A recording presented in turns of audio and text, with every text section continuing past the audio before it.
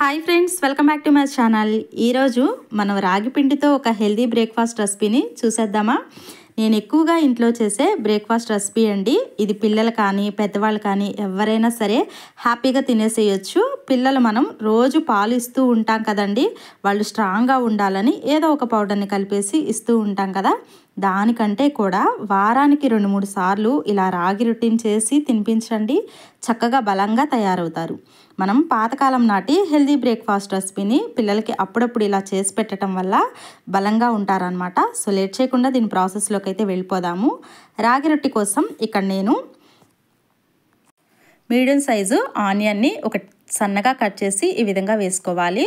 ఒక పచ్చిమిరపకాయని కూడా ఇలా చక్కగా చిన్న చిన్న ముక్కల్లాగా కట్ చేసి వేసుకోవాలి. కొంచెం కొత్తిమీర, ఒక 1/2 టేబుల్ స్పూన్ జీలకర్ర, 1 టేబుల్ స్పూన్ నువ్వులు, టేస్ట్కి తగినంత సాల్ట్ కూడా యాడ్ చేసి 1 కప్పు దాకా రాగి పిండిని అయితే యాడ్ చేసుకుంటున్నాను. మీరు కొంచెం ఎక్కువగా కలుపుకోవాలి అనుకుంటే కనుక ఇదే క్వాంటిటీతో డబల్ క్వాంటిటీ చేసేసుకుని చక్కగా హ్యాపీగా కలిపేసుకోవచ్చు. ఈ విధంగా చక్కగా ఒకసారి మిక్స్ చేసేసుకుని కొద్దిగా నార్మల్ వాటర్ని మిక్స్ చేస్తున్నాను. ఇక్కడ నేను చూపిస్తున్నాను చూడండి, చపాతీల పిండి కలుపుకుంటాం కదా, దానికన్నా కొంచెం సాఫ్ట్గా కొంచెం మెత్తగా ఉండేలాగా కొన్ని వాటర్ని కలుపుకుని ఈ విధంగా ఇక్కడ వీడియోలో చూపిస్తా విధంగా ఈ విధంగా కలుపుకోవాలి. ఇది ఒక 10 నిమిషాలు మూత పెట్టుకుని నానబెట్టుకోవాలి. ఒక 10 నిమిషాల తర్వాత మూత పెట్టి చూస్తే చక్కగా సాఫ్ట్గా మెత్తగా తయారైపోతుంది.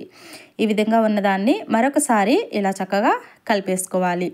ఇలా కలుపుకున్న దాన్ని కొద్దిగా ఉండల్లాగా చేసుకుని ఇక్కడ నేను వీడియోలో చూపిస్తున్నాను చూడండి, ఒక గిన్నె కానీ లేదా కటింగ్ బోర్డు ఉంటుంది కదా, దాని మీద కానీ ఒక తడి క్లాత్ వేసి ఈ విధంగా మరీ పల్చగా కాకుండా మరీ అలా అని మందంగా కాకుండా నేను ఇక్కడ వీడియోలో చూపిస్తున్న విధంగా ఈ విధంగా ఉంటే సరిపోతుంది.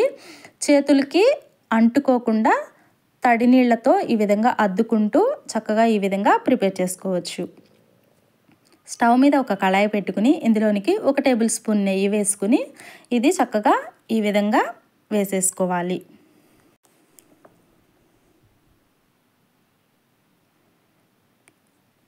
ఈ విధంగా వేసి 2 వైపులా నిదానంగా కాల్చుకోవాలి. ఇది కొంచెం టైం పడుతుందండి, నిదానంగా కాల్చుకోవాలి. అలా అని హడావిడి పడకుండా ఇలా 2 వైపులా నిదానంగా మంచిగా అన్ని సైడ్లు కాలేలాగా చూసుకుంటూ ఇలా 2 సైడ్లా కాల్చుకోవాలి.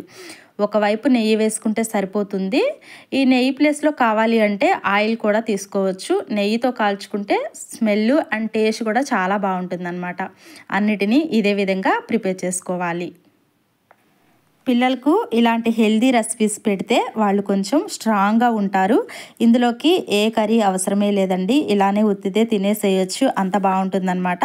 నేనైతే కొంచెం నెయ్యితో కాంబినేషన్తో తింటాను. ఇంకా కావాలి అంటే రోటి పచ్చడి కానీ పెరుగు కాంబినేషన్తో కానీ చాలా బాగుంటుందన్నమాట.